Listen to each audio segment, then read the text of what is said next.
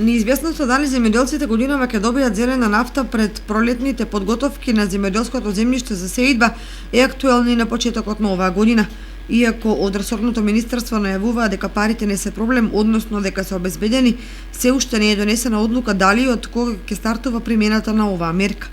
Очекувањата се дека во рамките на програмата за директни плаќања, која ја опфаќа и зелената нафта, која треба да се субвенционира од државата, средства ќе добијат и земјоделците, меѓутоа дилема било дали за неа ќе може да аплицираат земјоделци кои немале субвенции претходната година или оние кои аплицирале за субвенции за 2019 година.